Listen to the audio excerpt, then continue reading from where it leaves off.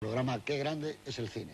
Hoy vamos a ver una película de Elia Kazan, director del que hemos puesto ya varias de sus obras, y en concreto la que vamos a ver es Un rostro en la multitud, A Face in the Crowd. Es una película del año 1957 y de alguna manera vuelve a ser una película donde el binomio Elia Kazan-Bud Schulberg se ponen en contacto, siempre se habían llevado muy bien. En La ley del silencio tuvieron un éxito magnífico, un Oscar para cada uno, de guión y de director, y aquí sobre un breve relato del escritor Bud Schulberg, que curiosamente tiene un tejido, por así decirlo, y una especie de recorrido muy parecido al de su novela Más dura será la caída, donde el arranque de un tipo más o menos mediocre en el mundo del boxeo va ascendiendo hasta la cúspide y al final se deja caer. Es parecida a la historia de este hombre bohemio, vagabundo, cantante de country, una especie de charlatán, que poco a poco empieza a trabajar en una emisora de radio, de ahí pasa a la televisión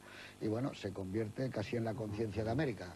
Cuando yo vi esta película exactamente en junio del año 64 en un festival de San Sebastián, a mí recuerdo que me causó un impacto tremendo.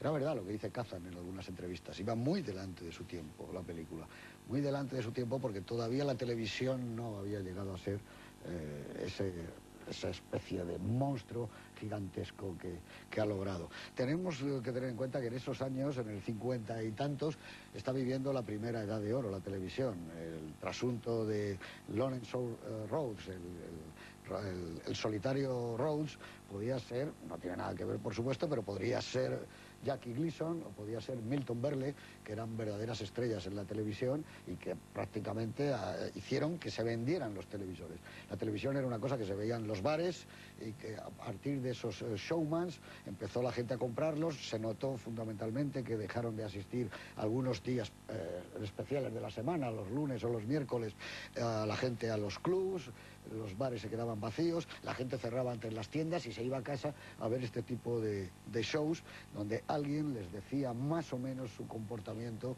de cara a lo que era un país y a lo que era una manera de ser. El peligro, ya lo verán ustedes, viene del personaje, un monstruo creado también por otro personaje muy atractivo, que es Patricia Neal, que a lo largo de toda la película mira exactamente igual que Faye Dunaway en Network, que también tiene algo que ver con esta película.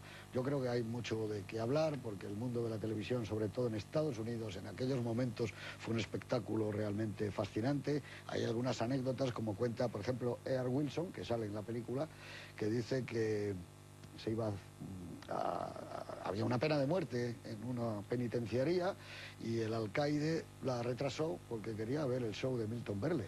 La retrasó tanto que dijo, bueno, pues lo hacemos al día siguiente. Esto parece que es un chiste, pero es absolutamente real. No querían perderse lo que decían Milton Berle. De este tipo de cosas, de lo que fue la televisión, bueno, Lucille Ball participó también de ese mundo. Hay que tenerlo en cuenta para saber que lo que se puede parecer exagerado de la película, no es nada exagerado. Se habla de millones de audiencias, la que ya podía tener un programa de estos que te dictaba la manera de vivir y lo que debías de comprar y cómo consumirlo. Pero bueno, para hablarnos de esta sátira terrible, y que debo de decir que a mí su primera mitad me parece de lo mejor que ha hecho Elia Kazan, ese ritmo vertiginoso que tiene la película. Está mi amigo Eduardo Torres Dulce, muy buenas noches. José Luis, buenas noches. Y nada, que esta sátira de Kazan, de un Kazan como muy persistente además, en la herida. Yo creo que es una de las películas de Kazan más atípicas en primer término que se puede mostrar, ¿no? No es que Kazan no haya sido alguien muy crítico con el sistema, muy que haya mirado pues a las relaciones sociales, el racismo, los sindicatos, la delación, con su terrible historia personal de por medio, ¿no? En todo caso, yo creo que Kazan es uno de los directores más americanos que pueden existir, sin ningún género de dudas. Al este del Edén es profundamente americana, como lo es Río Salvaje, como lo es El Compromiso y como lo es incluso América con el aporte de la gente que ha ido haciendo América con la emigración desde hace muchísimo tiempo. Esta es una película muy contemporánea, muy rodada en ese momento concreto y determinado, en una etapa, yo no me atrevería a decir, algunos críticos han dicho que es de transición, que parece que arranca desde desde el esplendor al este del Edén hasta el no menor esplendor de América, ¿no? Hay películas que a algunos nos gustan mucho, como Río Salvaje, que sin embargo la crítica tanto en su momento como ahora sigue, voy a decir, despreciando. Otras películas de estructura muy teatral, como Baby Doll, la última colaboración que hizo con textos de Tennessee Williams. Es decir, es un momento en el que Kazan parece que tantea diversos terrenos distintos de los que había tratado anteriormente. En todo caso, el drama permanente es el drama del personaje en sí mismo considerado. En este caso yo creo que la historia, tú lo has dicho, es extraordinariamente americana, de alguien que es un vagabundo de esos que atraviesa los Estados Unidos y que de repente, al ser una personalidad antisistema, es utilizado como reclamo primero de una radio local y después de una televisión. Yo estoy contigo, creo que la película está fracturada en dos mitades. A mí también me gusta muchísimo más la primera que la segunda, quizás porque la primera está el tipo del personaje, que es una de las bazas fuertes para mí del cine de Kazan. Zapata es más importante por lo que cuenta de Zapata que por lo que cuenta de la Revolución Americana, ¿no? La Ley del Silencio es más importante por lo que cuenta del personaje atormentado de Marlon Brando que lo que cuenta de las actividades de los sindicatos en los muelles de cualquier puerto de Estados Unidos.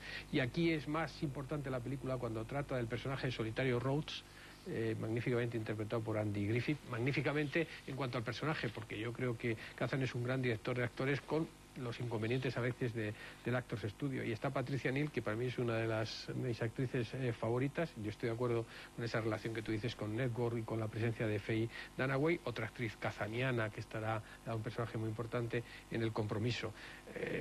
Yo finalmente lo que querría destacar es que Andrew Sarris, cuando hizo la clasificación de los cineastas americanos, tipificó dentro de su panteón a Kazan como entre aquellos artistas que es menos de lo que dejan ver. Curiosamente, la relación a continuación viene de David Lean. Yo creo que se equivocaba Sarris y probablemente ahora lo rectificaría. Ni Kazan ni Lean son menos de lo que dejan ver, sino lo que dejan ver. Y yo creo que Kazan, que es un hombre de teatro, un hombre para el que el texto es ciertamente muy importante, fue poco a poco adquiriendo la madurez de contar las cosas visualmente. Probablemente los defectos de la película en el último tercio final sean precisamente por ese carácter simbólico que quiere dar a la sátira, intentar contar las cosas de una forma quizás excesivamente reforzada, excesivamente enfática, pero en todo caso la película tiene, como tú dices, una primera parte fascinante y una segunda parte social. Conviene decir que una película que es el epítome del cine, vamos a decir, Scott Fitzgeraldiano, un cierto romanticismo de la generación perdida, como Esplendor en la hierba, es una película profundamente amarga, que yo me gustaría que, si tuviera que utilizar un calificativo para describir el cine de Elia Kazan, es precisamente ese, una cierta melancolía que lleva inmediatamente a la amargura. Muchas gracias. Andrew Sarris, en su seminal obra del cine americano, Directores y Direcciones, se llamó aquí, en una tradición mexicana, también metía en ese apartado, menos de lo que parecen, a Billy Wilder. Pero hay que reconocer que pasados 20 años hizo un artículo donde pidió todo tipo de excusas y dijo, no supe ver la valía de este extraordinario director. Que yo sepa, de Kazan no ha dicho nada, pero en algunos casos sí ha echado para atrás. Yo creo que Kazan, sobre todo, tú has citado una película, Río Salvaje, a mí es la película que más me gusta de él, me parece maravillosa, ¿no? Pero que es un cineasta y que es un hombre clave en el cine americano está fuera de toda duda. Antonio Jiménez Rico, muy buenas noches. Buenas noches. Danos un poco tu visión sobre este rostro en la multitud.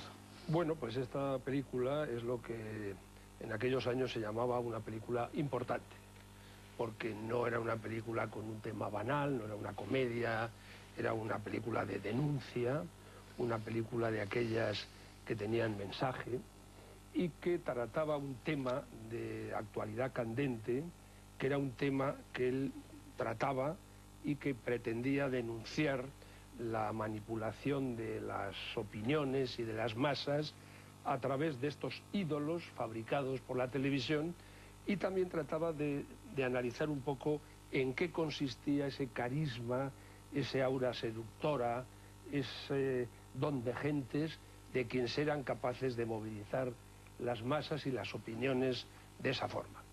Yo creo que Kazan trata de presentarnos esos mecanismos con que se manipula la opinión pública, lo mismo para productos puramente mercantiles o comerciales que para políticos e ideas políticas. En esta película, como no digo en todas, pero en algunas películas de Kazan existe